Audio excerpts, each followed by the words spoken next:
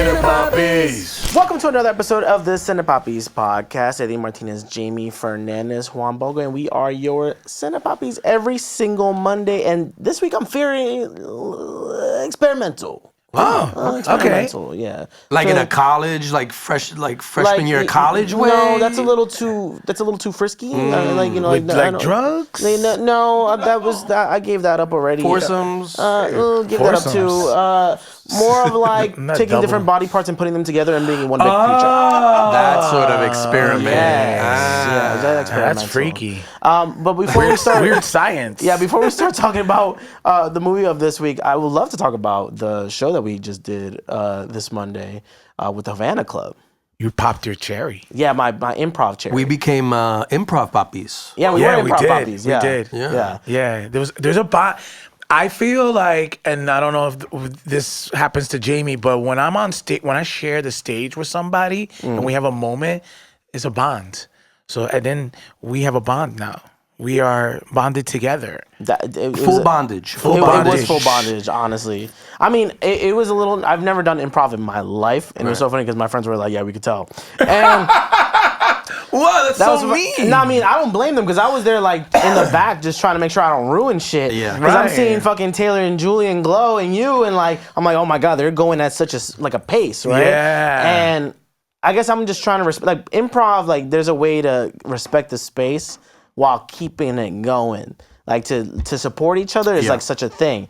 But I just wanted to be the right support. And watching y'all do that, I was like, oh, Jesus Christ. Well, me and Mike, I mean, we don't really have, well, I don't actually. Mike actually has more experience. He's done UCB and stuff. But me, I'm used to sketch, so I like having that.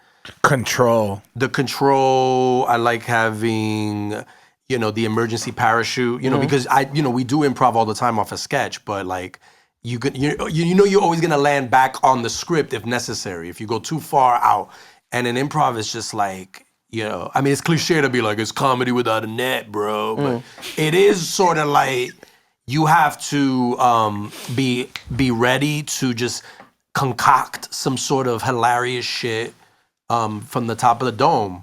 Are you tapping him out? Yeah. He's tapping you out. So what he's trying to say is, we learned that, right? We tap the shoulder.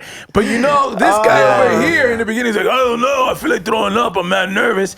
And then he started tapping and he got in the scene. I wasn't touching nobody's shoulders. So if y'all don't know, when you're doing improv and you touch someone's shoulders, you're basically just be like, hey, like step out. Or like, you're trying to start a whole new scene in a way. I like when they do the wipe shit. Like they wipe off. First of all, 2 questions. One, what is UCB? And 2, do they have dolphins in UCB? The second one's a loaded question. Yeah. Potentially Upright Citizens Brigade. Okay, got it. They are one of the top improv sketch too, but they're the ones that have been recruited for SNL, Second City, obviously, where we performed in Brooklyn. That's their New York hub. But I'm tapping you out. We don't need to know the whole history of UCB.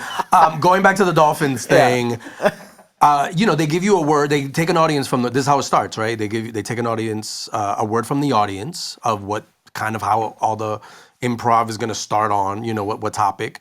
And they chose the word dolphin, and I'm like, this is such it's one of those words is like, what the fuck are we going to like start with? As far as like something about dolphins, right? Yeah. Like I wanted something a little bit more, because technically I'm a beginner. We're beginners, and it's like give us something easy. Not we're beginners. Yeah, I'm beginner. Yeah, you're not beginners here. No, but I'm beginners in improv. Like I don't know the way you was fucking rotating. You didn't look like no beginner. Bro. But in my inner the inner sanctum of my body, my inner child, my inner comedy child, I was like, crying and shitting in my pants, in my diapers and shit. But I was just, I wanted something easy. I wanted something like break up, and then it was like, oh, let's do like a breakup and let's see where it goes. Dolphins was so tough, and so I thought we had to keep mentioning dolphins in every scenario. So me over here, and these guys are like they're giving me props. I did have moments where I thought like I was hitting it, but I always focus on the negative stuff, and I was like, why?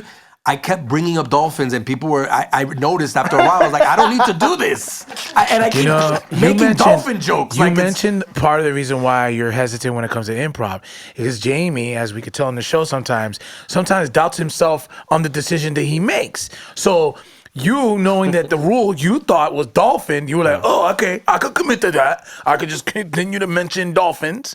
Which was so funny because there was a part where it's like, I don't know, he's like, yeah, I want dolphin teeth. I'm like, dude, why you keep bringing up dolphins? I do remember that. That's such a reach.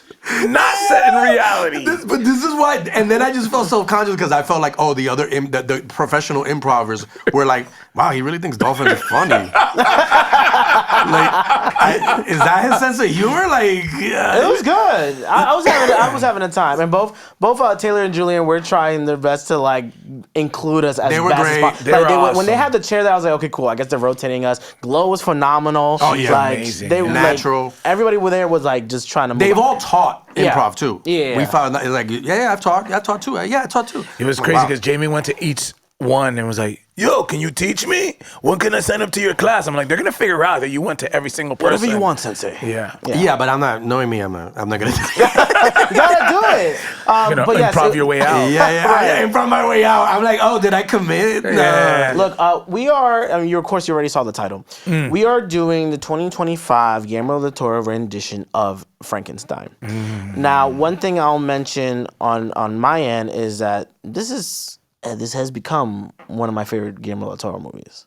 Oh, fun to say. Okay. Yes, fun to say. Me too. And instantly, it's instant into your top. Only one watch. Even though it's so funny because when I was hitting the guys up about the movie as I was watching it, I did the same thing you did this morning, which was like, yo, this movie's kind of good, right?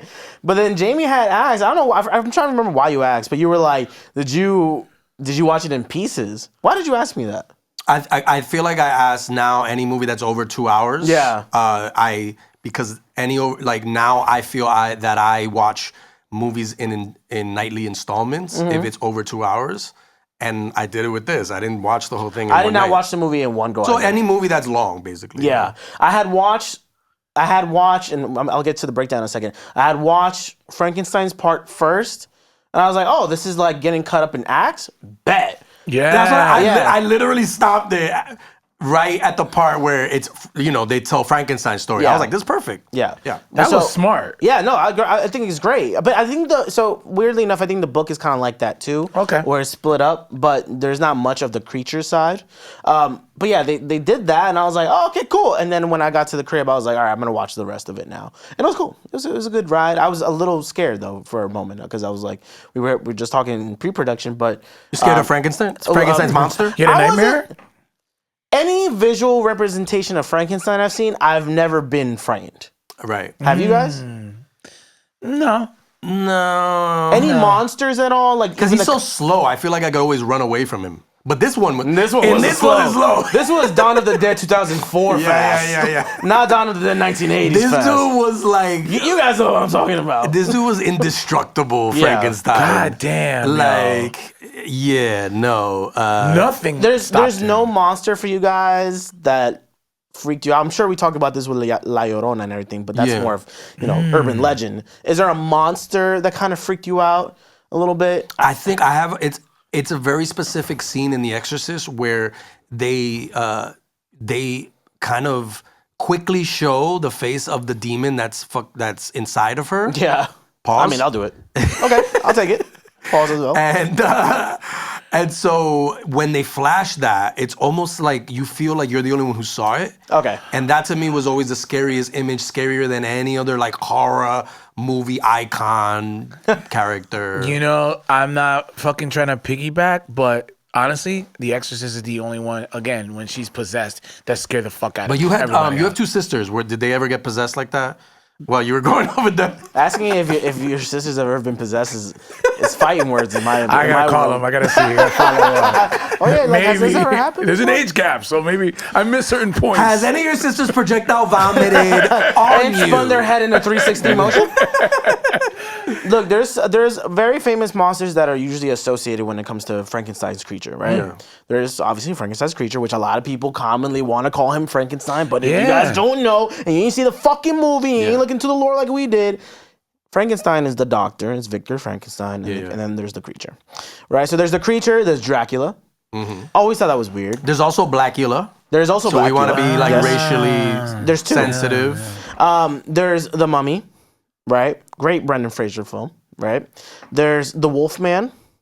Then there's more like zombies, vampires, and werewolves. So all Loch of Ness. that. Loch Ness is in there too. Does Loch Ness Monster count?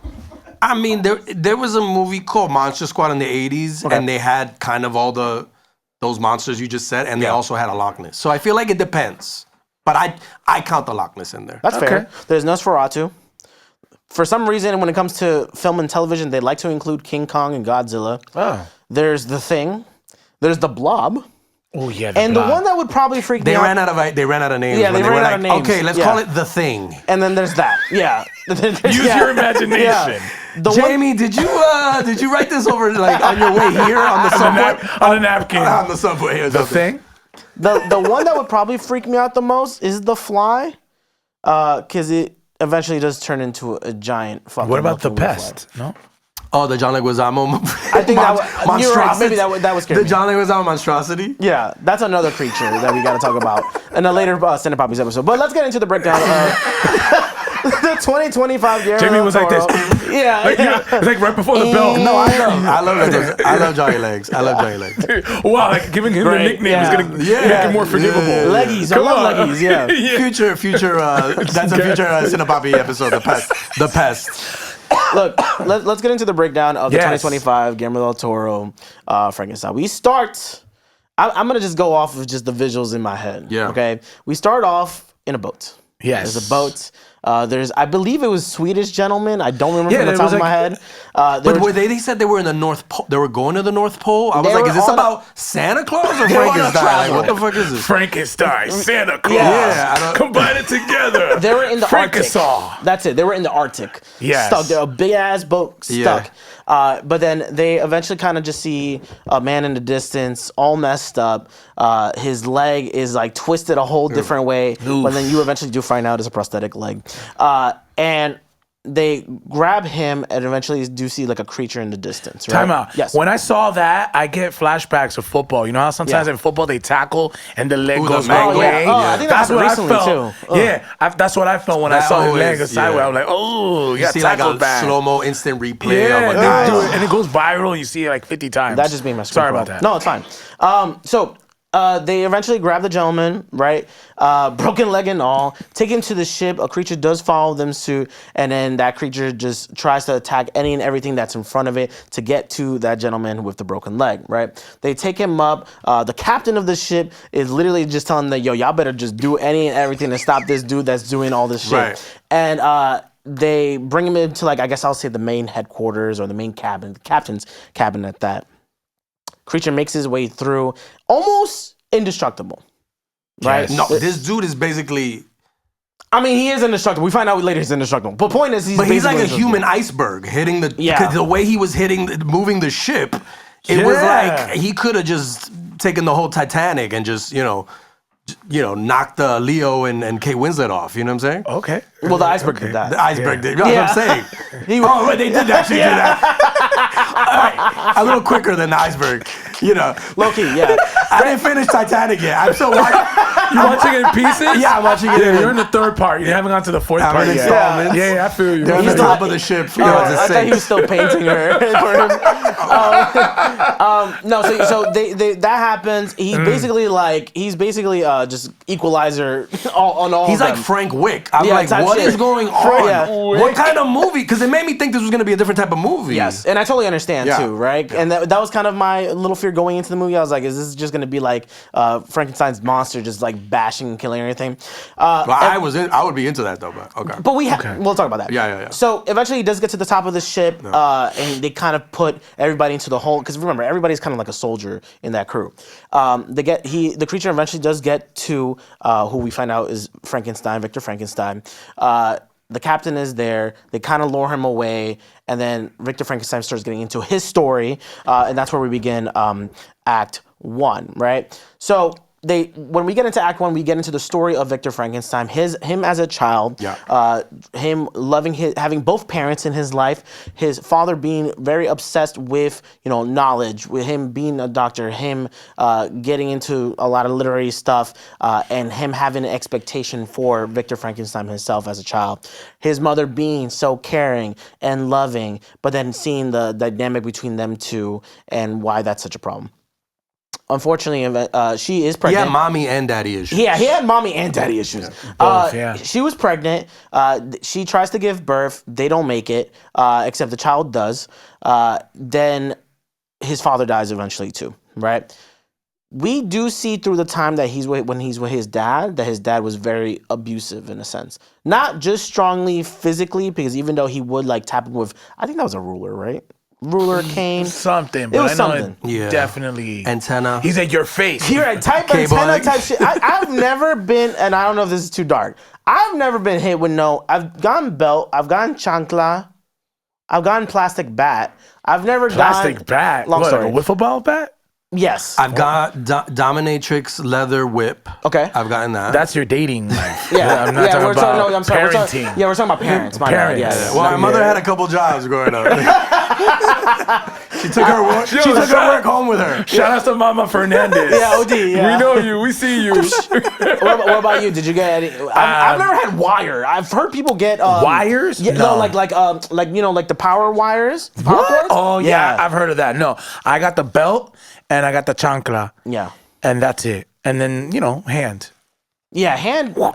I was the youngest. I just saw my older siblings got hand. I was just eating popcorn like the memes. Just like yeah. So, sucks to be you. Yeah, exactly. So Victor Frankenstein's father would be physically abusive, but also emotionally and mentally very abusive in the sense of just he has certain expectations for his son, which right? made Victor seem like an outsider. In a sense, yes, because of his eventually because of his obsession of knowledge, of anatomy, of science, right? And that's where we do get down the line. But the other thing, and again, this comes, Daddy Bago over here.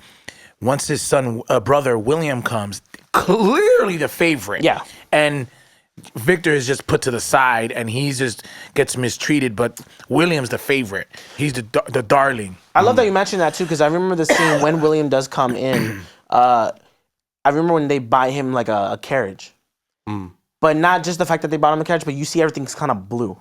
The carriage is blue. His outfit is blue. It's different from all the green and pinkish orangey hue that we see throughout most of the movie. So that all happens. Time goes by. He loses his father, and then he kind of gets. They all grow up as time goes by. 20 years later. Yeah, 20 years later, which I was surprised that they did that. You see Victor Frankenstein basically at a lecture hall trying to show his brand new experiment to everybody. He's presented in front of 3 judges where they're kind of trying to make sure that whatever he's doing is not too inhumane. This is like the American Idol for scientists. Exactly, right? That's going to be a no for me, dog. Who was Simon? Right. That dude who was just nah, this is blasphemous. Victor Frankenstein is going and doing his presentation. He's basically throwing a whole ball in the air and is just talking about the marvelous experiment that he's thinking of, the possibilities of futures, things that he could build, and eventually he unveils a whole experiment. Basically, the top torso of a body, one half, right, with the right arm, powered by batteries, which is a fun part for me. Mm-hmm. Seeing the visual of the batteries connected to the corpse and everything, and it moving, he turns it on. I haven't seen some of these sex robots. Dolls? Yeah, sex dolls don't look as realistic as gruesome. Yeah, as gruesome. Yeah, I hope not. I don't want to be looking inside of them. But the 1800s audience didn't really bat an eye. They definitely did. I mean, not to the extent of I literally would have ran out of the room in hysterics once he caught that ball that he threw. Well, no, when he catches that ball. At that point, I'm sold. I'm give me 20. Let me order those. Yeah. Like Elon, give me those give me robots. those. We're going to make Tesla Frankenstein. Yeah. So in front of the judges, they see that. They think it's blasphemous. I thought that part was so interesting to me when they were talking about it. Like, it's against God, it's against religion, right? Which, I mean, with the story of Frankenstein or the creature, right? Mary Shelley's book calls it the modern Prometheus, right? In the story of Prometheus, basically he goes and defies the gods. He does a lot of tomfoolery and trickery, to which they banish him, and then they send him to be tortured for the rest of his life with an eagle or a hawk, basically eating at his liver for the rest of his life because of him trying to do too much or going against life. So that's where these three almost play as like demigods or judges of life. He thinks they're fucking dumb. And he's like, yeah, like that. He's like, fuck that shit. Y'all hate us. Yeah, he's like that. I need to get this happening, right? Well, I think it's a great scene also because it's like, you see right away, Victor is cocky. Yes. He thinks he's smarter than everybody else. Yes. You also see how ambitious he is. Like, if you didn't know anything about Victor Frankenstein, if you hadn't seen all the other Frankenstein stories before this, you get a great idea of like the type of guy that he is as an adult, that he became. All his sketches, all the books, all the writings, I feel like that was such detail that Del Toro did that really amazed me, right? And to your point of like, I've never like really went into the lore of Frankenstein before this movie. And I was like, okay, cool. This is not just about the horror of getting the anatomy done from different people to make a brand new creature. It's just like someone being too intrigued or so full of themselves that they feel like they could make something so brand new and groundbreaking. They want to be the person behind it.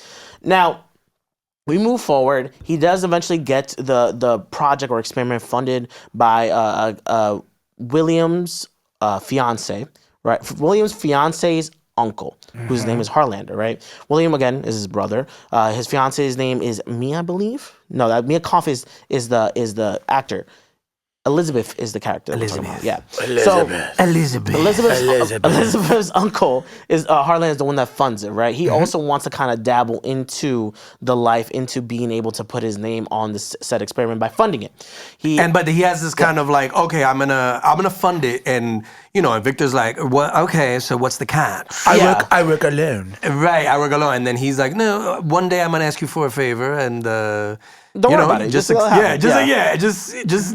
the favor for me. But I was like, I'm thinking like Victor's like, okay, maybe what is it like? Maybe help you move or some shit in the future. Like spot me a 5. It's a lot more than that. Oh, it's a lot more. Yeah, you'll get to that. Heinrich Harlander, which is played by Christoph Waltz, he's the one that starts funding everything for Frankenstein, gathering material for him, getting the actual spot for him to then actually have the creature gather the proper energy, all the batteries, all that detail is just so nice.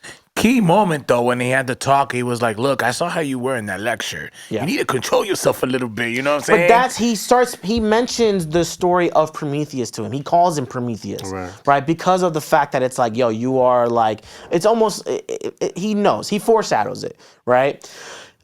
We get to the point that Frankenstein is gathering all the body parts. Very unethically too, right? Yeah. That's where it's very weird for me that it's like, okay, yes, science has gone too far. And he has like no emotion with just being like, these are guys, we see a scene where like they're literally executing people. Yes, exactly. And they're not even dead. They're not even dead yet. They're about to be hung, and he's just picking which ones like that. Opening his mouth and everything. Yeah, that was like, he roasted him. He's like, you're gonna die in a month anyways. Yeah. So, right. And then he's like, he found strong back. All right, put him in the truck. Yeah. I like your calves. I'm gonna use your calves. He gets all these body parts, and Guillermo del Toro does a great job, and he really wanted to make sure that when Frankenstein is going and putting this creature together, that it wasn't necessarily gory, but like anatomically like just done very well. Yeah. Like when he's sewing things, they're not perfect sutures, but he gets it like together. And just like I mentioned earlier, all the details from the drawings that he got together. He basically builds the creature. Now they're just waiting for one big energy blast from the world to eventually get this battery operated to make the creature come alive. Yeah. And this was before they had 5-day forecasts. Yes. So he couldn't just watch the weather. He couldn't watch the weather channel. No Roker to be like, they just had to wait. Thunderstorms tomorrow. Right. Harlander is basically like, hey, like what's going on, right? When is this going to be done? I'm investing so much money, so much time, so many resources. But he does get a glimpse of Frankenstein falling in love basically with his niece, yes, right? Who is his brother's fiance. Yes. So it's kind of crazy, right? So he's seen that, so he's like, okay, this guy's getting distracted. What's going on? When is this gonna happen? Eventually, then a storm does come through, and is coming, basically overcasting of the location, and that's where he's gonna get all his energy from the lightning. Right before, right, the thunderstorms are happening, a lot of noises, a lot of intensity, and right before he's about to gather all this energy, Harlan is like, okay, so something's up. I'm dying. I'm dying, and You know that favor I have? I'm I'm catching it in right now. Yeah, He's like, I got syphilis, you know. exactly. I met a girl online. And I only have so much time, and he's just like, I think like it's nothing crazy, but can you just, I don't know, put my brain in the creature that you're making? Huh? Can you just put my brain in the creature that you're making? One more time. Can you put my brain in the creature that you're making? And he's like, yeah, nah, dog. That's gonna be a no for me, that's gonna dog. be a no for me, dog. Yeah, that's not happening. Which I want to get into a little bit. It's just like, why not? Why couldn't he have done that? I mean, if you know, Victor is such a super. He's super anal about everything. Yes. He's a perfectionist. He likes to work alone. He's obsessive. You're all of a sudden gonna throw in, hey, one more thing. No, you don't do that to a guy like him who wants to have his hands in all aspects, and all of a sudden now you're gonna give him a plot twist and be like, no, now I need you to do this for me. I'm just trying to confirm. Didn't Victor say not this one, but like eventually another, not this one, or no? Like, he said that just to like shut him up. Yeah, and I agree. I think that's what it was. I don't think he thought he was gonna last a week. You're right. Let's talk about it next month. Back then, you had a couple moons. Like, you didn't know, like, next Wednesday might be the day. I'm gonna run the clock. I'm gonna run the clock. He's coughing up blood. He's like, sir, I can pencil you in for maybe Christmas. Right. And so, like, for me, I'm like, oh, look, if I'm funding this shit, and the most I'm asking for is my brain in the body, is that crazy? But this is his life's work. You can't just be like, but he's I want to add an extra little oomph to it, you know? Actually, to your point, too, it's like, I can only imagine how crazy it was, because remember, they were doing all this research. They figure out certain systems of the body, or nervous systems of the body, to properly attach everything to make it all working with the brain, working with the lungs, working with the heart, because he wanted to make a brand new person. But then I can imagine now, like, taking out the brain and then putting another brain at this certain time. Yeah, but not only that, it's like maybe he didn't like him. Like you're gonna be my creature. You're annoying right now. Yeah. I'm gonna need to deal with you later on. Well, that's funny that you say that, right? That's fucking hilarious, actually, because eventually he's kind of scuffling with him. He grabs one piece, basically, that helps conduct, and I think it's silver, iron. pure silver. silver. There you go, silver. That conducts perfect electricity to the batteries to then bring the creature to life. What a cock blocker! He's like, well, you know what? You don't need this. Yeah, right. Like, and the audience doesn't know the science of all this shit, so Right. we're just like, yeah, that's the important silver piece that he Oh, needs shit, he to shouldn't put take that, yeah. into the thing, into the contraption, and the thing goes boom. He grabs it.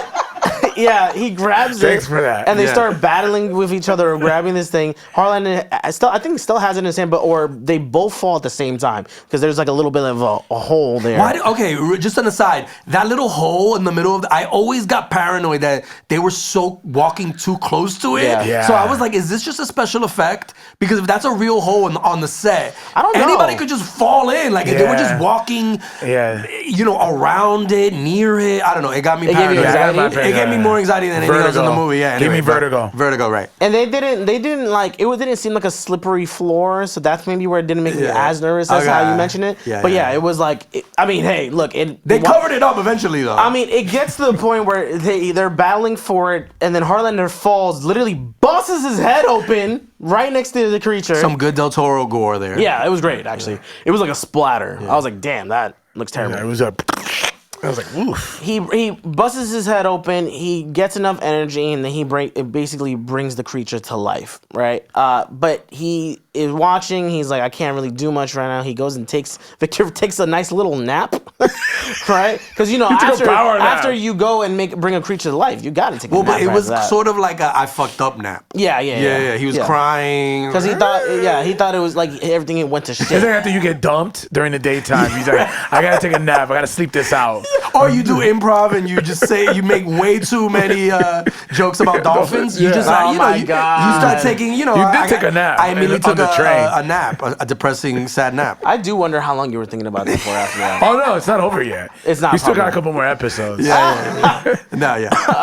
So the reason why he does take a depressing ass nap is because of the broken piece, the kind of like bented silver piece didn't properly conduct the way that he wanted it to. So so he thought. Or so he thought. Exactly. He takes his depressing nap, which I've had plenty of those, and wakes up and sees the creature wrapped all Hello, around. Victor. Yeah, I'm alive. Yeah. Which would have scared the shit out of me, Me too. Hell yeah, no. And then I also would have been like, damn, I gave you abs. What the hell? Well, that was the thing for me about the anatomy of the creature. I'm like, from what I saw, he didn't really go into super strong. I mean, obviously he wanted a strong being, but like, I don't even know where the face came from. That was the weirdest part for me. He goes, the creature's alive. He takes him by the sun, and that's like one of the first interesting moments to me is when the creature finally gets his first like breath of sun, and like it's almost a representation of life. Yeah. And this is, to credit to the actor, Jacob Elordi, playing Frankenstein. Playing the creature. Frankenstein's monster, creature, significant other. Thing. Baby. Yeah, baby. Immediately you see the innocence in his eyes. Yes. So it's like, it's a monster and you're like, what the hell? But immediately it's almost like a little boy's kind of like trying to figure out where he's at, who Frankenstein is to him, and all that. So I thought immediately, I was like, oh, okay, I kind of know that this is still an innocent kind of random living thing. A lot of the research I've done when it comes to other renditions of Frankenstein, the creature itself typically is a little bit more conscious, like more understanding of things. I guess maybe, let's say, if you want to play into it, like the brain probably knows a lot of things. It plays more of an amnesia thing, not necessarily like it's a brand new child, baby kind of thing. As time goes by, Victor is very father-like to the creature, right? Almost like a newborn, like just like trying to teach it words, having it move its hand in a way. He's like hand. Yeah, getting to understand its own anatomy, who that person is. And he immediately, like, again, we don't know potty training him. We don't know the science, but like you said a word, and the Frankenstein monster immediately said it back. Jamie. Yeah, it wasn't. It felt like the learning curve wasn't that difficult. Like, just, you know what I mean? Like, and then if you just homeschooled it for like a month, it would be pretty smart. But, Well, so that's the. or what is it? Castle schooled it? Yeah, Castle schooled it, right? But this is the weird part for me. He's really kind and nice to the monster, brings him down to like the cellar, right? And he's like, oh yeah, like, you're fine. Look, you see this? Clonk. Yeah, I didn't like that. I didn't like that. Look, you see this? Clonk. And like basically braces him to the floor, which is wild, but it makes sense. The thing you just made, this is your brand new Ferrari, right? You don't want this Ferrari to run away. Yeah. And he's already walked into your bedroom and started watching you sleep. Yes. So Yeah, it's very we don't creepy. want that to continue. Yeah, if I knew I built such a powerful creature, I might be afraid of it killing me too. I'm not gonna hold you, regardless if I've done anything to it or not. But at least clothe it. Like he shackles it. Yes. And basically gives him an adult diaper. Yeah. And so Could have given like a jumpsuit or something. Yeah, but no, he's like, here's some Depends and just hang out here for a while. I'm like, you could have given him like a t-shirt or, some, I don't know what type of shoes they were back in the day, moccasins or something like that. Sperry's. Yeah. So time goes by. He's trying to teach the creature how to just be almost one of the most intelligent beings in the world. It doesn't catch, right? Did you feel in that moment in time that he was sort of projecting his dad and how his dad was to him with the creature, but with less patience? Most immediate correlation to that would be when he starts hitting him with basically like almost like a steel rod instead of like a wooden baton. Yeah, leg. Like he like literally starts hitting him because all he really says is Victor. And when the nuns in my Catholic school used to hit me, I would never learn what they were. You know what I mean? Like, the lessons were harder to learn.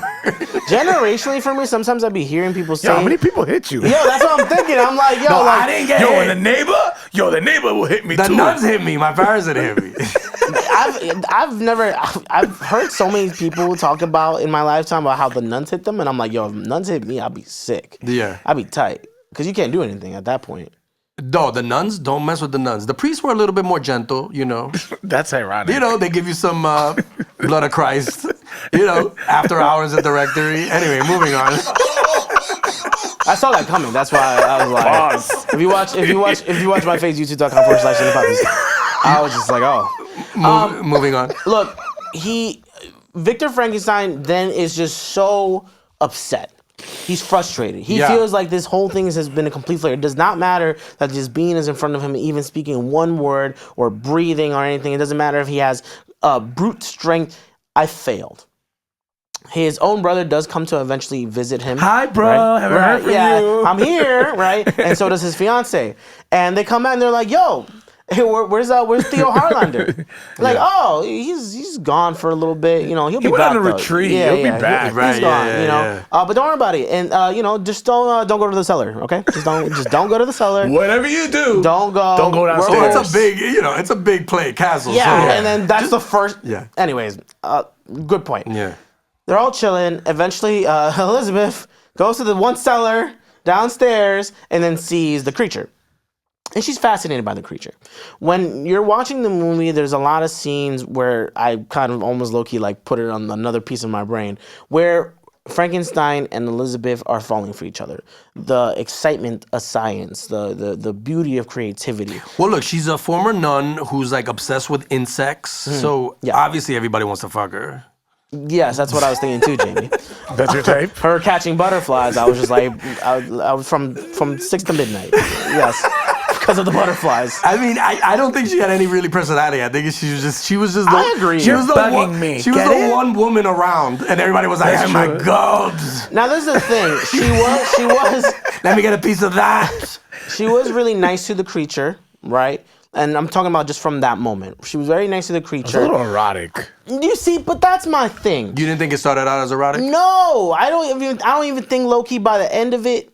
We'll get there. Okay. But at that, I'll start from here, right? When she first meets the creature and she's so gentle with it, though it's eerie, right? Even though it's more of a gothic play, movie, etc. You know, when you see something that looks like that, I don't know if you're gonna like get so close to it. I wouldn't. At least not for me. She's very no kind. matter how like big his chest is. Yeah, I don't care how sexy your abs are. Right. I'm not getting that close, not right? that close. And no matter how luscious the lips, yeah, you know? yeah. And she gets so close. She's so gentle. It's almost motherly. It's almost motherly, and that's how I took it, right? Because in correlating the relationship of Frankenstein with his father, and then Frankenstein with the creature, and that being, his new son, for me, it was more like, okay, that mother that Frankenstein had, you know, before she died because of having William, this is the caring and tender love from Elizabeth, more motherly, not really fuckingly. I don't know. You don't think this is what we talked about in Zorro? Like Catherine Zeta-Jones immediately was like into Zorro the first time she saw him because he's kind of like a bad boy. I feel like Elizabeth felt like, you know, like Frankenstein You looks think she got like bad boy vibes from bad boy. Frankenstein? He's shackled, right? He's like shirtless. You mean the creature? What? You keep saying Frankenstein. Oh, It's Frankenstein. the You are creature. our audience. You're doing right. So yeah, I mean, she sees him. Don't interrupt me again when I'm talking about that. And he doesn't know how to read. You know, he's a real bad boy. So it's like this is. I don't know. I didn't see Mother. I felt like he's rough. You know what I'm saying? He'll grab you by the hair, but whatever. So I felt that. I felt like she needed that. There was no other guy around her like that. Victor wasn't a bad boy. She had a fiance. He wasn't a bad boy. He was he was Johnny, Tool. yeah, yes, boy. Like whatever Yeah. you need, I'll do, brother. William, I need you to stay for 3 months while I stay with your And then fiance. every other guy has syphilis. So what else you gonna do? Well, he didn't have syphilis anymore. He just brains were everywhere. But getting to that point, right? Yeah. She meets the creature. She goes back upstairs and she's like, "Oh, you're like literally hiding something from us. What's going on?" And then he's like, "Well, you know, the reason why I was hiding such creature is because of what he did to your uncle." And what do you mean? So then Frankenstein eventually shows William and Elizabeth the body of Harlander, which his brains are still like splattered out, and was like, "He did this. he did this to your uncle, and this is why he must be destroyed, and why he's shackled, and why he's terrible. So then he urges William to be like, hey, like, you gotta let her, you gotta act like we all gotta go. Like, you both gotta go. You guys have an emergency. I don't care what you tell her. Just tell her that you guys have to leave at the crack of dawn, and it's over. She's confused. He's like, okay, fine. I guess we have to go. And then Frankenstein starts literally putting gas on everything, and starts almost getting a whole bomb situation set in for this castle to blow up not only the whole castle and all the findings that he has of the experience, which is crazy, by the way. I would at least take one bag of my books, right? He goes, covers everything in gasoline, and puts bombs all around the creature, and he's like, yeah, gotta go, buddy. And what really set him off was that the Frankenstein's monster mentions, and he does it in a way like, you know, he knows he's fucking with Victor, where he mentions Elizabeth. Yes. And it's, Victor gets so pissed. He's basically, I've created a cock blocker, right? You know what I mean? Elizabeth was his conquest, and you know, he says earlier, like, you know, Victor always had been obsessed with death. He met Elizabeth, and he actually was kind of interested in living, right, for the first time. Yeah. And she just was like, I'm not into you. Like, I'm just not that into you. Right. And the fact that she was into the person he created is that, I think, out of all the reasons why he burned that castle up, that was the main thing. Envy. The envy. So yeah, he created a fuckboy. So it's just like Wait, he wasn't a fuckboy. He ain't no better. A fuckboy in training. Yeah, in training. He was about to be a fuckboy. He was a cockboy. He was that was his Guillermo to his Nacho Libre. Yeah. He goes, he starts lighting everything up. I'm not gonna lie, that scene happens so fast too. He goes and starts lighting everything up. He starts blowing everything. Eventually, he tries to kind of escape the blast. Frankenstein gets like fucking thwarted out, breaks his leg, which explains why he has a prosthetic leg. We saw that he almost felt bad. Yeah, he did. And then the creature eventually escapes. He shows his brute strength. He breaks through the shackles, goes through this hole, and he escapes.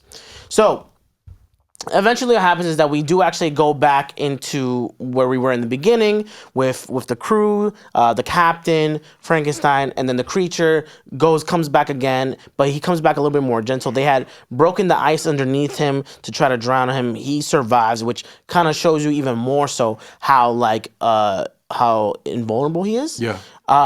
He comes up, they're like, let him through.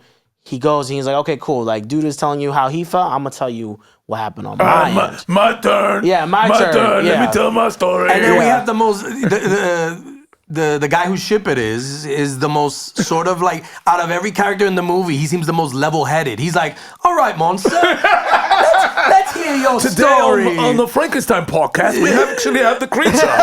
Come on, tell your side of the story. I mean, dude, when you see him like literally throwing your crewmen away, I'm like, yeah, let's give this guy a chance. And they're all upstairs like, yo, what's going on in the main deck? Yeah. Like, this guy's been hearing, it's been story time for the last 4 hours. We gotta put this guy in front of a crowd. We're freezing our asses up here. My best friend just got fucking like decapitated. Yes. So it's funny that he's like, all right, let's now's your turn to like tell us what your side of the story. The creature gets into his side where he escapes. He wanders into a forest. He finds Skull, which was a very interesting moment.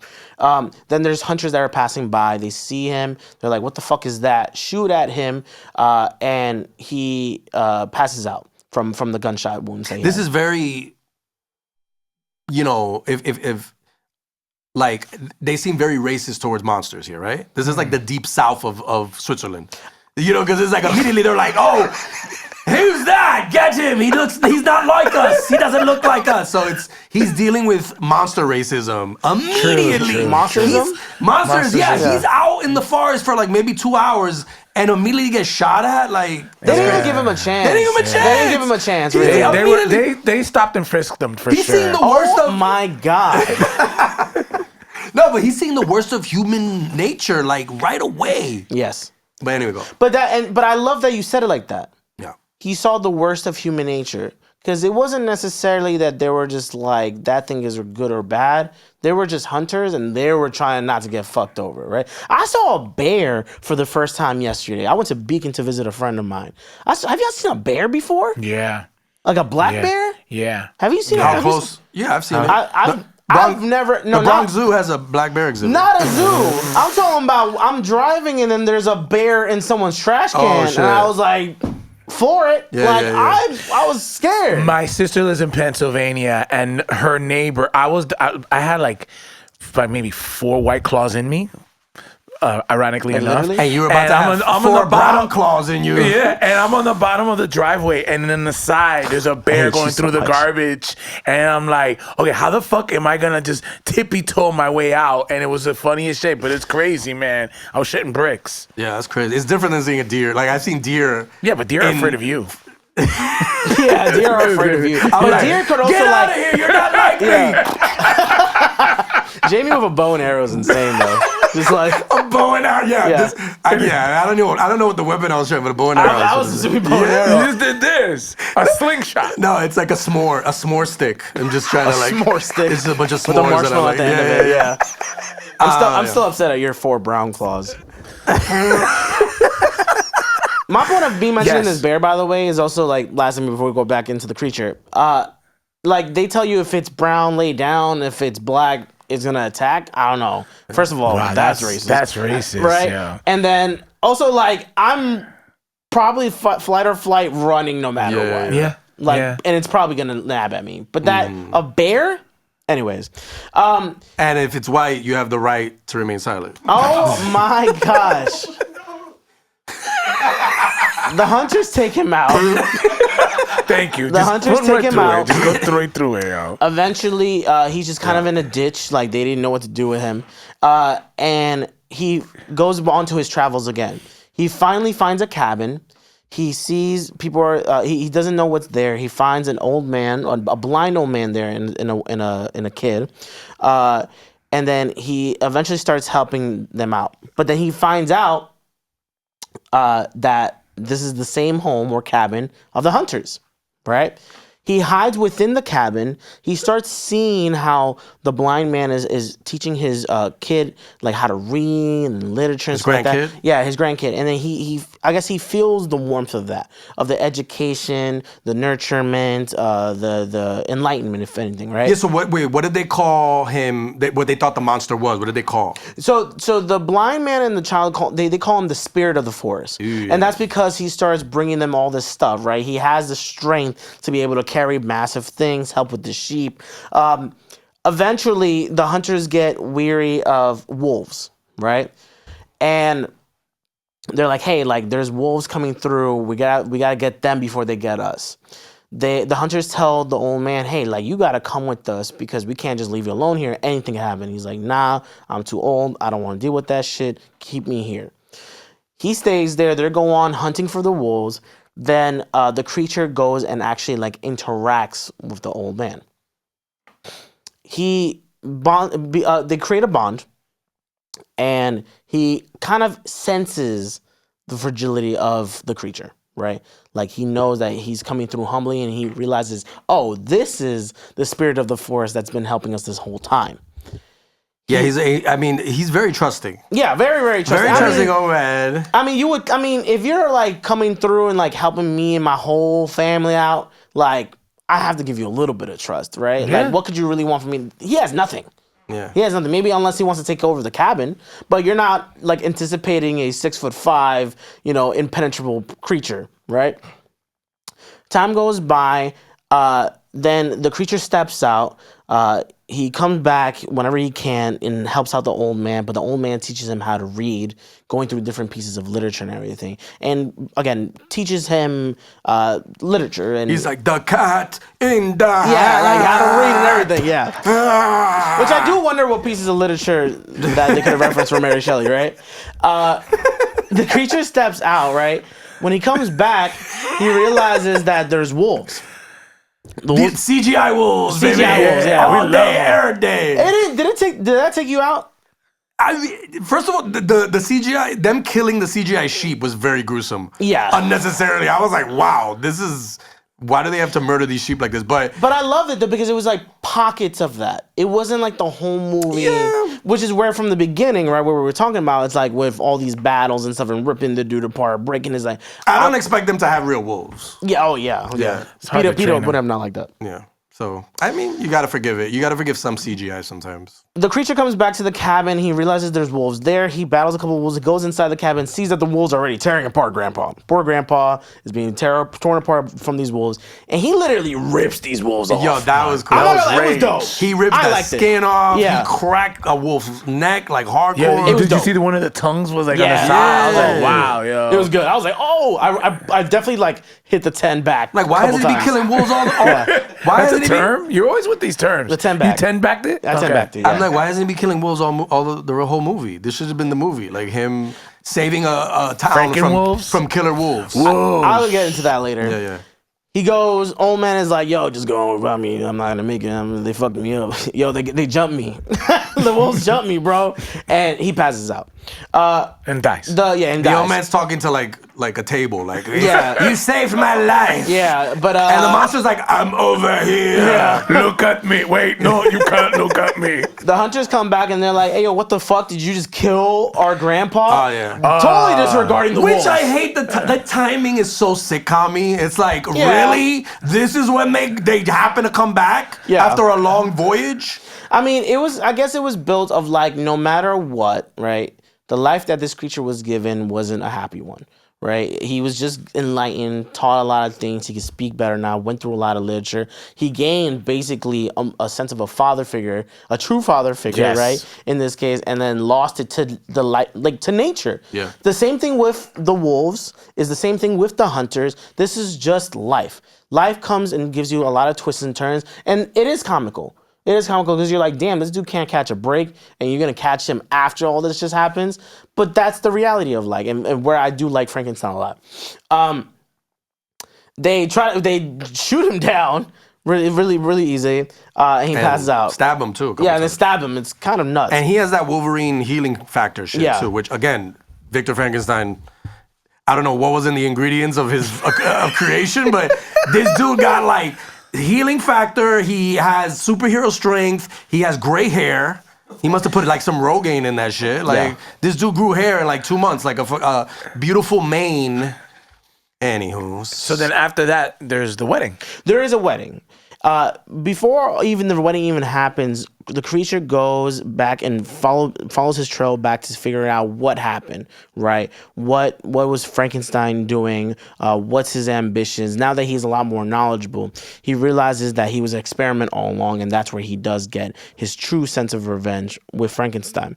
I believe he's like sees an invitation, but he knows now where to go, where Elizabeth and William are having their wedding. And he's also pissed that he can't die. Yeah, he can't die. Like, he just wants, at this point, he's like, you'll just kill me, but I can't even be killed. So I have to like live in this fucking misery forever. Again, the beauty of it all is that because he is so impenetrable that he can't really have death, that he can't really have life. He wants someone to penetrate, so now he wants a mate. He wants Victor Frankenstein to make him a partner, right? This is where we're leading. I don't want to give you credit for that. I really don't. You come on. He wants a boo. He wants to be booed up, right? I knew he was gonna go into the penetrate. Of course. He does want a boo. He wants a boo. Frankenstein does want a boo. I mean, he does. Even though for me it's still more motherly, he does see some sort of affection towards Elizabeth, right? You still think it's motherly, but I still think it's motherly. Yeah. But he does get to Frankenstein. I mean, yeah, he does get to Frankenstein, and then he's basically like, now that, if I can't love, you basically can't love.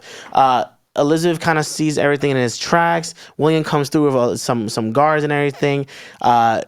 Frankenstein then wants to shoot the creature. Elizabeth comes and blocks the bullet, which comes to her untimely death. And it's like, oh my God, we just killed Elizabeth. Cue Victor blaming someone else. Yeah. Again. For his own shit. It was him again. It was him. And it was the one-armed man. You destroyed my chance at love, and now I'll destroy yours, head ass. So then, at that point, then William comes and tries to do something about it, where then the creature basically knocks him out in the way, and then he bangs his head, which I'm not gonna lie, surprised the shit out of me, right? When William bangs his head, then he starts bleeding profusely. Frankenstein goes and checks on him. He's like, "Oh my God, my own brother." And William basically tells him, like, "I fucking hate you. Yeah.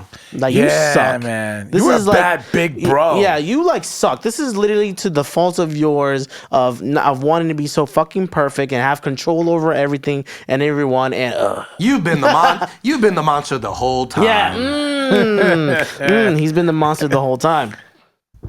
All this becomes now a cat and mouse game between the creature and Frankenstein, which is, again, with Prometheus, that is basically like the hawk or the eagle who tortures Prometheus to the end of time and eats at his liver. That is the whole thing. He eventually catches Frankenstein in the Arctic with wolves in a tent, and he's like, "Cool, this is my time to shine now and take you down fucking finally." Frankenstein tries to blow his ass up, which I'm not gonna lie, I thought that was gonna do it because, again, I've never really. But he tried to. Yeah, he tried to. Frankenstein escaped. Yeah, Frankenstein does mix it through. What did he say? He's like, "All right, you think you're gonna blow me Yeah. up? Okay. Yeah. You run. Watch." No, Frankenstein's like wants to die, so he's Yeah. like, "Yeah, I'll try. Yeah, Fuck whatever. it. If you think this is gonna work, yeah." And The beast. yeah, and that see, and so the dolphin. That is your creature. Now I think about it, the dolphin.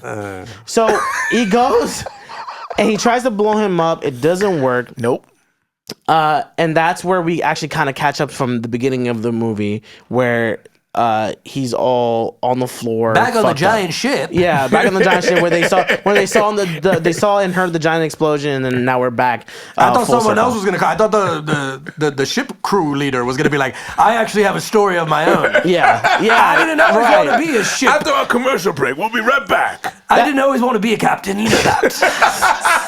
You guys have all spoken. It's my turn now. We're back. We're back in the cabin. The captain's heard everything and anything. Frankenstein basically passes out. Clausius dies, right? And then the creature is just like, "Cool, whatever. Like, you get to die. I have to accept the life that I have now." Well, no, I feel like he forgave him. I Forgave guess. him. Yeah, he was like, He had no "Please- choice. Please forgive me." And then he gave him a little kiss, and then the monster gave him a little kiss on the forehead. He's like, "Mwah." Yeah. Yeah. He Did you basically do lets that it to go. the nun? Did you kiss the nun after then they he hit you with said- the ruler? No, but then I thought that was like a really emotional moment when he's like, "Can you please say my name the way you said it the first time?" And Frankenstein, he goes back to like a little boy, and he's just like, Victor. Elizabeth. Oops. That shit would have been That funny. went crazy.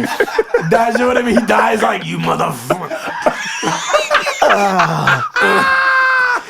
They let the creature go, and then near the end of the movie, he basically kind of exhibits the sun one more time. Well, at least there, just like when he exhibited the sun the first time when he was with Frankenstein. He needed some sun. And he needed pretty some pale, sun. Yeah, he's pretty still pale down monster. there, Yeah.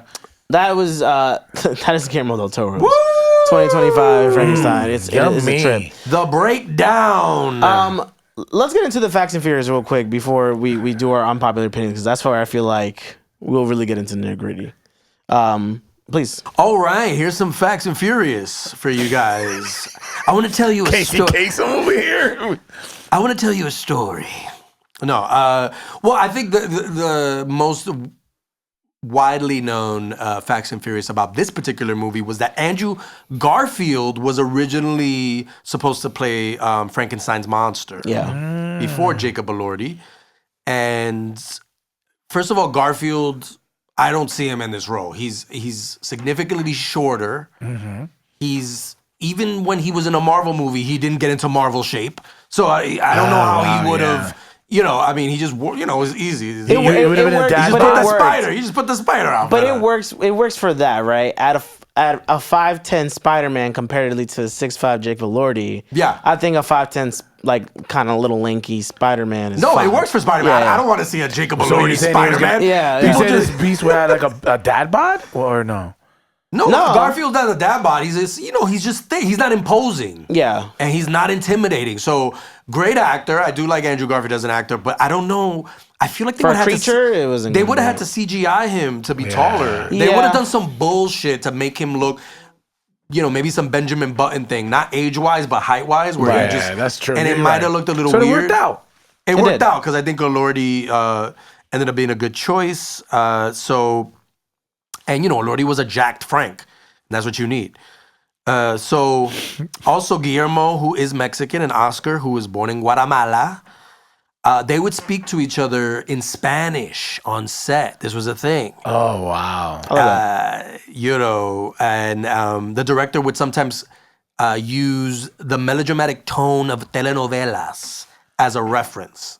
That's interesting. But I think that'd be funny to see them do that, like just Guillermo's just like, Frankenstein quiere hacer cuchi cuchi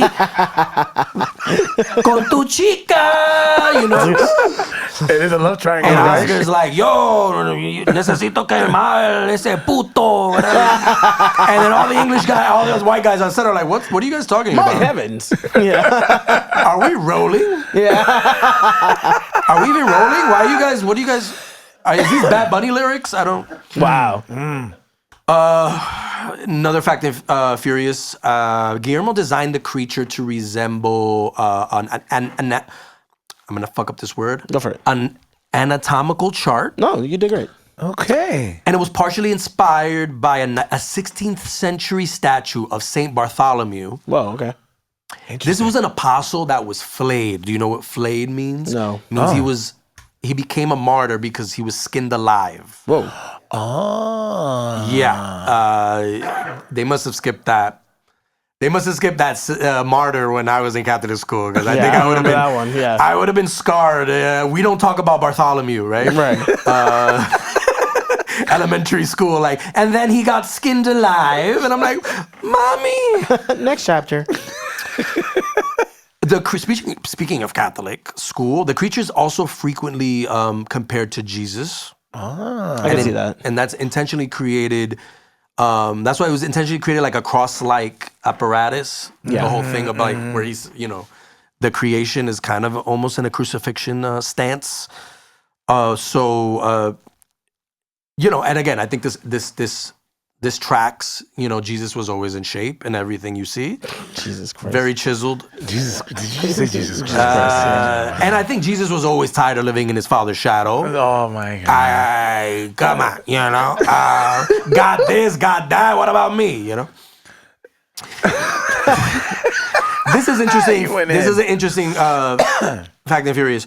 Jacob Elordi, Frankenstein's monster, would sometimes arrive at the makeup chair at 10 p.m. for an 11-hour makeup session. That's a lot. That's a lot. Like, It makes sense, signed though. up. It looks good. And he was last minute.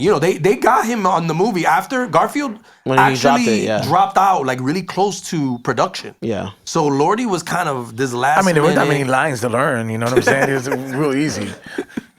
Right. But I don't know. 11 hours is a little like. I would rather that than to Green Lantern the shit out of the creature. Like, Right, no. when it was Ryan Reynolds Green Lantern, I'd rather give me But couldn't you just get like a quick Mrs. Doubtfire mask and just no way. Zip it up. zip it up? All right, I'm good. You can change in a couple minutes. Knowing I how Del gotta go Toro's pee. intricate? Can you No. zip me down? Right.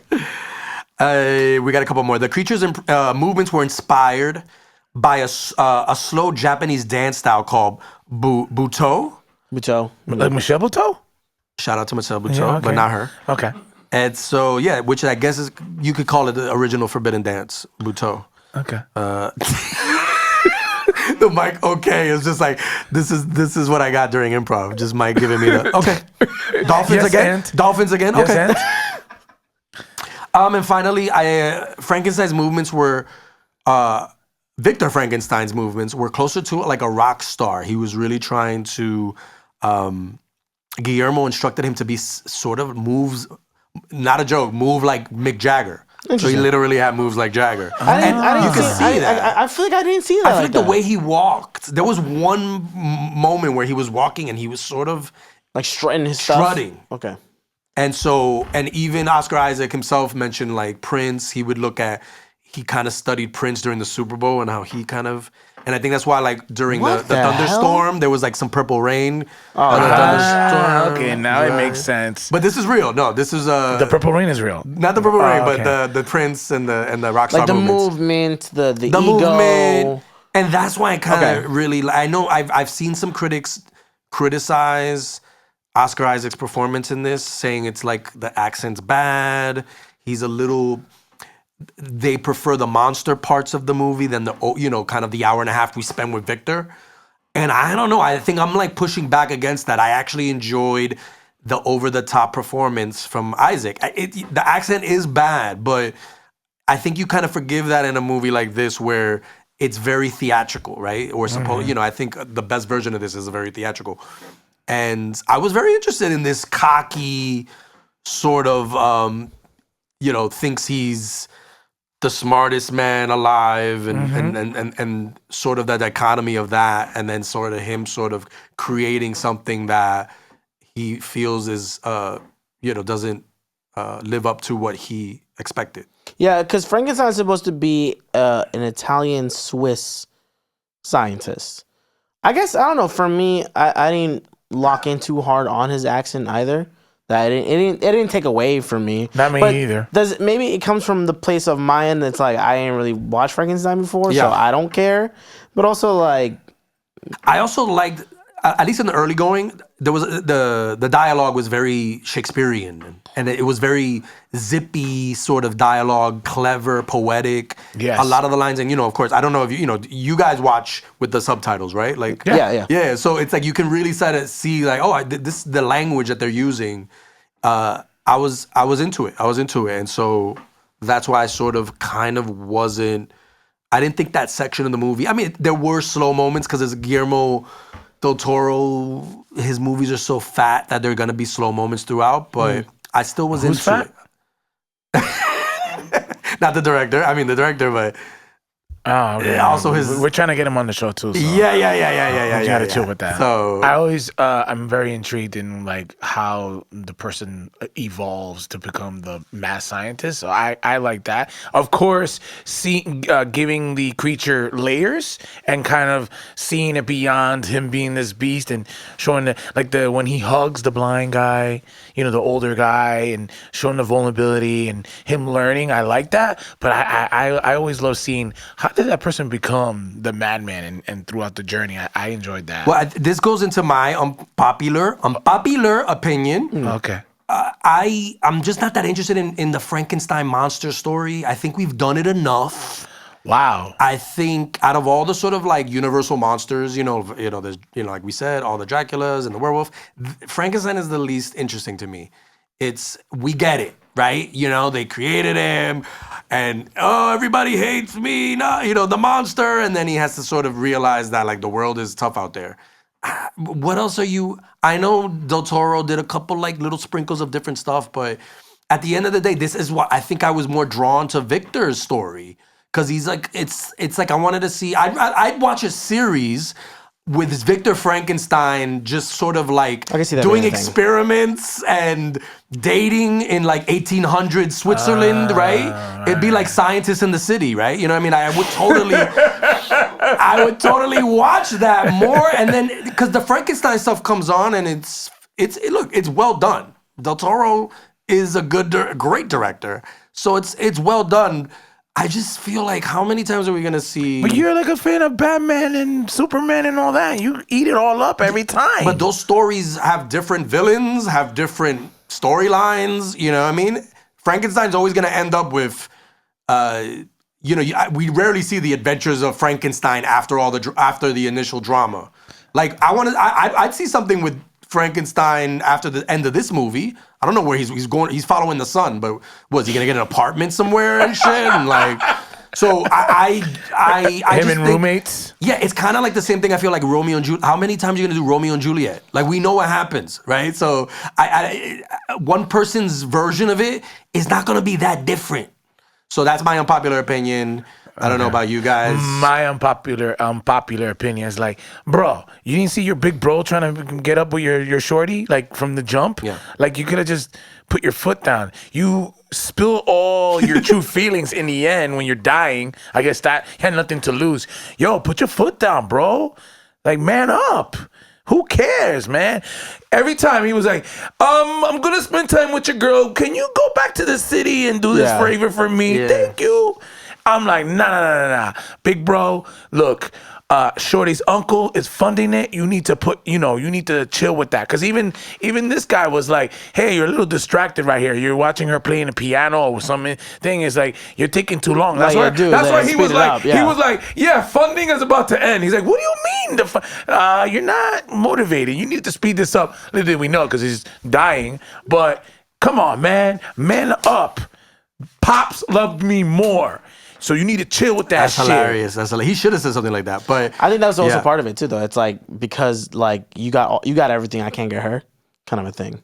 I also think he knows that his brother's annoying, and his girl wasn't. Like Victor, you spend like half an hour with him, and he starts getting on your nerves. So I don't think he felt threatened by his brother, to be honest. Okay. And she does kind of say, like, her relationship with him was nothing much, but like, like an experiment, right? Like, she wasn't seeing him in such a light. Yeah. Two things, though. One, what was your favorite rendition of Frankenstein then, if like you felt like Mr. I've seen them this all. is done so I many didn't say I've times? seen them all. I just know there's been a bunch of them. Right. You like the monsters? Right. Do you have a grew up favorite on one, that? though? I like the Frankenstein in the movie The Monster Squad. It's an 80s movie, kind of like Goonies. It was the lesser it was like Goonies, but it wasn't as big of a box office hit. But now it's a well-loved sort of cult classic. And the Frankenstein in that movie was kind of a gentle guy, but he ended up kind of almost being the hero. He was the one monster, because that movie had like all the monsters, Dracula and all that. And they were all bad. And Frankenstein was the one monster in that group that had a conscience and helped the kid. He actually helped the kids in the movie. But see, to that point, right? Yeah. That's not Frankenstein. That's a watered down. This is kind of my point here to where when he was saying this, I'm like, yes, but this is not Frankenstein. This really crushes my dreams. It's more of like every rendition of Frankenstein is through other movies of him being in it, not necessarily of him. Now, don't get it twisted. To your point, there are a lot of different Frankenstein movies. There was a 1994 rendition of Frankenstein with Robert De Niro being the creature. Yes, I forgot about that. Like, that's a whole thing.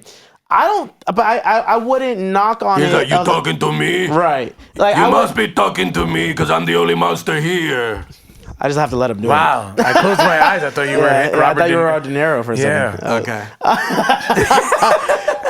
I don't think it's fair to be like, damn, like we can't do another rendition of it, because that's where I'll give Del Toro his praise. Because it's just like, your version of it is like, okay, now you got me wanting to check the lore a lot more. And you even said there's another one where Christian Bale might come out, or is that late? That's Lady Frankenstein. There is one in 2026 coming out, which is called The Bride, right? So the difference between, and this is where I think it is important, of different renditions of Frankenstein, or at least let's say other narratives, right? In this version, he tackles at the idea of like, yes, give me someone or something that I can love too, right? Yeah. Frankenstein pushes that away. He's like, nah, this ain't happening. In the book for Frankenstein, right, he actually starts kind of building a creature for him, basically a bride. And then as time goes by, he's like, actually, this is kind of, I'm bugging out right now. I'm destroying all of this. He destroys the creature that was supposed to be his bride. Oh, no. That being said, the 2026 version is like, one, Christian Bale's the creature. I forgot who the shorty is, though. And they almost like, from the trailer, it looks like a Joker rendition of Frankenstein. Yeah, they're always gonna things like that for me, or we're like, let's say the Monster Squad and all that. That's where I'm like, that ruined Frankenstein for me, because I never thought about the whole, even though it's literally called Frankenstein: The Modern Prometheus. I think that ruined Frankenstein for me before this movie.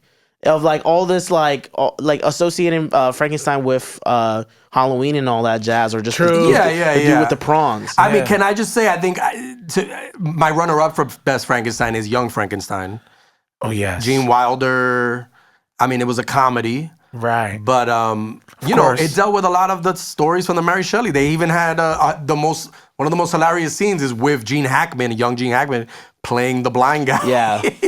So definitely got to give a shout out Young Frankenstein. Had to mention that. That's a big classic. Yeah. So your unpopular opinion. So my unpopular opinion is going back to the relationship of Elizabeth and the creature. Yeah. I don't think it was like erotic. Okay. It looked yes, it couldn't look a little erotic, right? But then when it comes to Oedipus, right? Like Oedipus, the story of Oedipus. Well, we shouldn't name female body parts like that. So Right. Oedipus, we don't use that sort of slang in here. Yo, she had a fly ass Oedipus. Right, yo. he had a big You Oedipus. saw that Oedipus yeah. on her? Yo, that Oedipus? I did that Oedipus. Yeah. Oedipus. You think she shaves her Oedipus? Oedipus in that story, like he literally like fucks his own mom in that story. Of Right, Oedipus, yes. right. For me, like I get that. I think we in 2025 try to kind of sexualize every relationship with a brand new thing and then a woman. Like every time. So for me, I didn't see it like that. I don't think that Shorty was trying to fuck the creature. Even in the end? I still don't think so. In the end, it felt like just Did he make out? No, they got close. Speaking of Romeo and Juliet, two lovers that just weren't meant to be. No? That I don't see that narrative. Okay. I see that more as a delusional narrative for Frankenstein to hate the creature more. Yeah. But I think because he was so egotistical and fucked up, he couldn't help but just to see that instead of being like, oh, like Shorty like cares of this new experiment you just came up with. Right? I see more of a motherly thing. I can't see them trying to fuck each other kind of thing. I got you. All right. Can we do the No fan fiction between Frankenstein's monster I'm not and shipping Elizabeth them. I'm not shipping them. Yeah, not shipping them. Yeah, I'm not shipping them. Even though I can see Tumblr, I think Tumblr still goes on. I can see Tumblr doing a whole thing about that. Can we do our imposter of the week for now? I don't really have one per se, but if it's on the set of the case of like, because we don't have any rules, if it's on the case of just who I wasn't a fan of, I wasn't a fan of Elizabeth. Okay. I didn't care for that character that much. I don't think there was a lot of development in her story. Not that we needed it, because realistically, and you had said it in pre-production too, like the two giants in this, obviously not literally, were Frankenstein and the creature. Was Jacob and Oscar. And we have mentioned before of the fact that this is like a small cast. And I don't think that story added on too much outside of the lust, outside of the envy.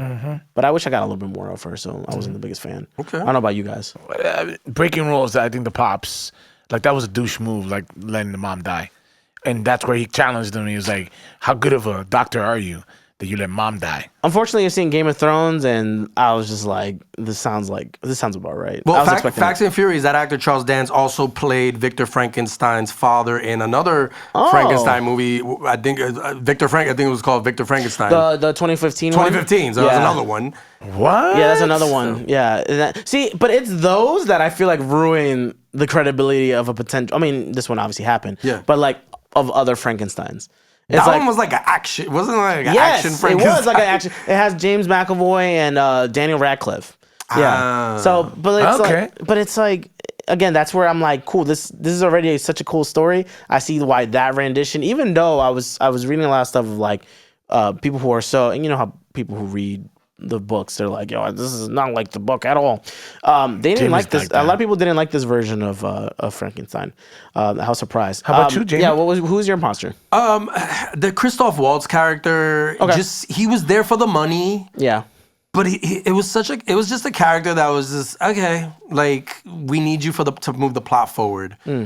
But the whole sort of like, I'm going to need a favor later on. And then it's like, by the way, I need you to put my brain in the monster. And even Victor's like, I don't have time for this plot twist. Like, we need to get on with the Frankenstein monster. Yeah. Let's get on with the movie. Like, what is this? So I didn't think he was like a memorable character. And I like Christoph Waltz, obviously, like in Inglourious Basterds. Inglourious Basterds, classic, but in this movie, you just weren't. I wasn't. It wasn't him, but it was like his character. Yeah, it's not you. It's me. And it's he just in the end is like, look, no hair, I'm dying. Come on, I don't help me think out. Herlander actually typically is like. I don't think he's in the book. Funny enough, I think this is one of few times that he really shows up in a movie. Like, it's not like an original thing. I forgot how he gets proper funding, but yeah, I get why that was such a weird thing for me. We could get into our MVPs or our MVP Papis. Jacob Elordi was my MVP. Yeah. Honestly, for the fact that he got tossed in here was really cool. I'm trying to find out, what was the movie that he was in that, Saltburn. He was in Saltburn. One of your favorite movies, Yeah. no? Is it really? No, I never seen it. Oh, what made you think that was one of his favorite movies? It's a crazy movie. Jamie wrote some parts of it. Oh yeah? Oh shit. And so apparently Del Toro got like a bit of a word from one of his producers who had just seen Saltburn and was like, yo, since Garfield is out, why don't we get Elordi? He smoked it in that movie. And Fast and Furious. oh yeah, please. Yeah. Oh No, yeah, there you go. Yeah. Meaning yeah. that was what. Yeah. So they were like, yeah, let's get this guy My in there. fake sneeze was just. Yeah. That was the We always supporting. like to like showcase the Fast and Furious Yeah. that pops up out of nowhere. Yeah. He gave him a chance, and then I mean, I'm not gonna lie, I feel like he did a wonderful job. Like I've never really seen any of the other Frankenstein, so it's like, okay, now if you are built in to be the creature here, like how are you gonna do it? Like when is it gonna get too cheesy? I never felt like it got cheesy at all. Like I get it. What about you guys? Every Papis. Yeah, I'm the same. I think this movie hinges on Frankenstein's monster being, memorable, and I think Elordi had the look. It's hard to act with all that makeup, and I do think the makeup design was interesting.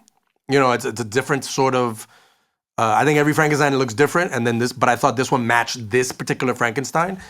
I thought he played the innocent, like I said earlier, the innocent stuff well, and then when he got angry and got real like violent, you felt that too. So, and it's a lot of physical acting too. Even when he's just in the shackles and the way he has to act, like still just learning. You like the leaf, and he was just like simple mind, simple pleasures. The leaf in the water. In the water. Yeah. Yeah, that kind of dragged a little bit, but everything else. Okay. But yeah, in a movie That was a 1.5 moment, right? Yeah, He yeah, was yeah. just speeding it around. But I do think, it's once his character, once we started listening to him, On the podcast. the monster, tell his story, it brought the movie up to another level of entertainment that it needed. Because as much as I love the first half, we needed to get to that. And we got to it, and I thought it delivered for the most part. Yeah. And it was because of him. Yeah. My MVP or MVP Papi, particularly for a different reason, is the blind guy. I think he was the one that was the true father figure, gave him layers, gave him purpose, gave him inner thought and ideas of like, wait a minute, there's purpose. Because he's like, I think there was a moment where the blind guy was like, hey, so do you have any memories when you were? And that's when he comes out, and that's what gives him that purpose and that love, that first moment of tenderness. So for me, I feel like the blind guy character is what really made the creature who he is in the last part. The creature who he is today. Yeah, He made him the creature he is today.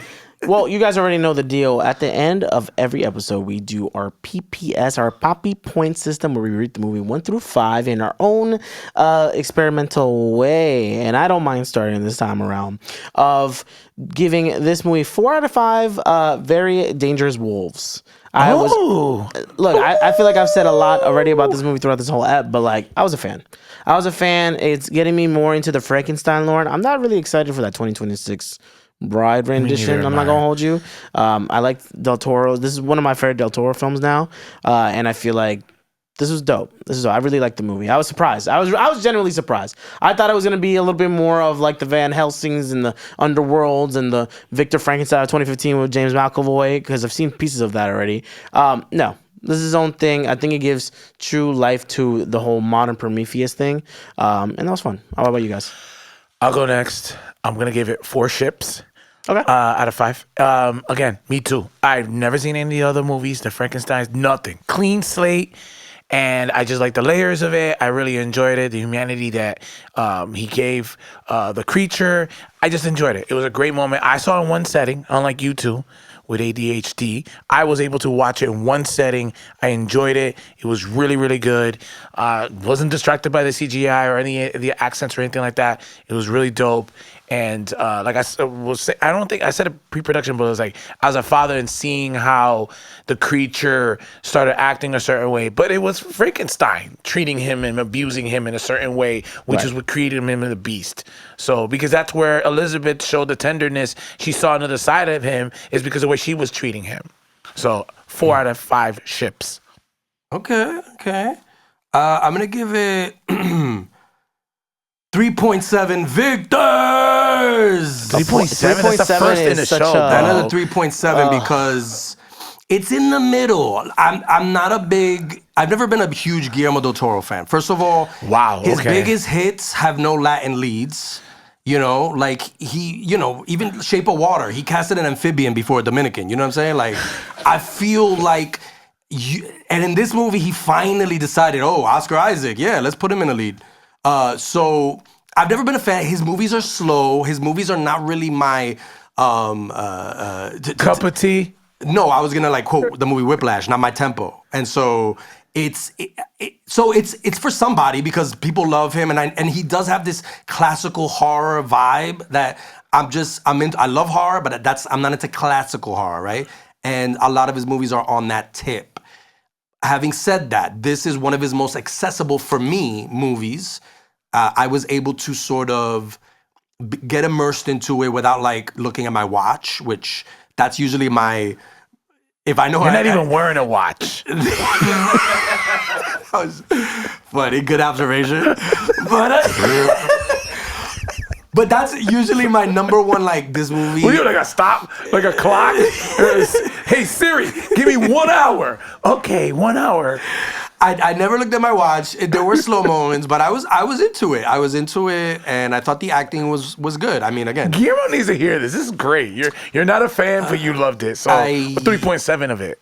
Yeah, I think this is the Frankenstein story. I'm good. I don't need to hear this version of 3. What would have made that 0.3 to a 4? What was missing? That 0.3. I would have liked it to sort of have the energy that it had from the first 10 minutes, which was Frankenstein comes in. Right. There's legitimate. Yeah, and I know Eddie doesn't agree. We've had 30,000 versions like that. I'm not even talking about just straight action. I'm just talking about I was actually scared of that Frankenstein. Cut 2, we get the most sort of Wait, was Jacob too cute? I mean, he might as well have been a Soul Cycle instructor. He was too in shape, and he wasn't monstrous enough, right? You know, I'm saying this version of, I was complimenting the makeup. For this version of Frankenstein, the makeup is great. I prefer an ugly, scary, oh shit, is Frankenstein here? Type of thing. And I don't think we got enough of that. We got it in the first 10 minutes. He was wrecking shop, and it was less about the action and more about the horror. There wasn't a lot of horror in this movie. And so I prefer a Frankenstein that I'm actually fear for my life from, and I didn't get enough of that. And I would prefer that. I would have preferred that. It became a romance between, there was a lot of romantic angles, Frankenstein, Elizabeth, Victor and Frankenstein, Frankenstein and the old blind man. I don't know what was going on. Shipmaster and Victor. Shipmaster and... I think he realizes that he keeps calling it Frankenstein and not the creature every time. So yeah, that would have... because it's well made and all that stuff. CGI, little dodgy, but I didn't give it a 4. And 3.5 would have been too low. So I would say 3.7. There's no rules. So if he scared you out of your pants, you would have given him a 4?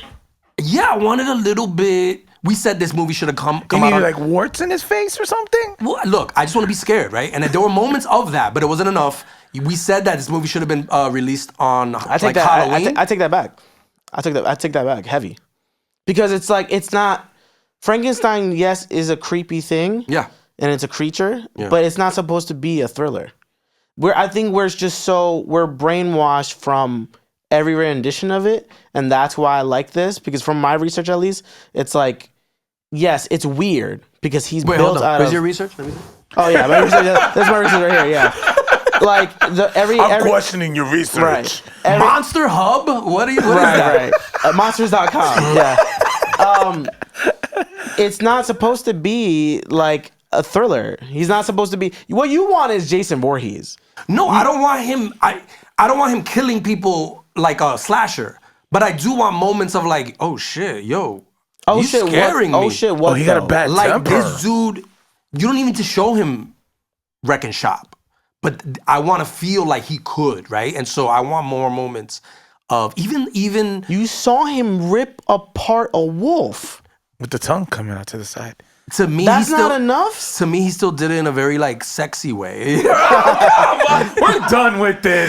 We're done. The end, before we wrap it up, the end where you're supposed to see them finally like come together, Frankenstein and Victor, the big showdown. He's just touching his chest. I felt like we saw at that point the movie's going on for like 2 hours and a half. And we get like 10, 15 minutes of that showdown. This is what we had to sit through all the setup, all the creation, all the romance, all the blind guys, blind old dudes, to get to a point where like, this is all you give us. You don't give us I want a 25-minute like third act of like these guys going at it. So you want every other rendition I want of Michael Frankenstein. Bay's Frankenstein. That's what you want. That's it. Let's go. I feel like that's where it's so twisted. Like everybody wants like Van Helsing, like, and that's where Frankenstein got fucked up. Like, you get your dopamine from that. Look at you. Yeah. Come on. But I like that we disagree because look, if CINE PAPIS, we're not always gonna agree. yeah. Of course not. Clearly. Well, you already know. We want to know what you guys think about this movie, 1 through 5. Give us your PPS, and then let us know what movie you guys want us to do next. Please. Without you guys and without all these suggestions, all these movies we can do, we can't exist. So, thank you so much for watching another episode of the CINE PAPIS every single Monday. Eddie Martinez, Jamie Fernandez, Wamba. We are your CINE PAPIS, and we'll catch you next time. CINE PAPIS.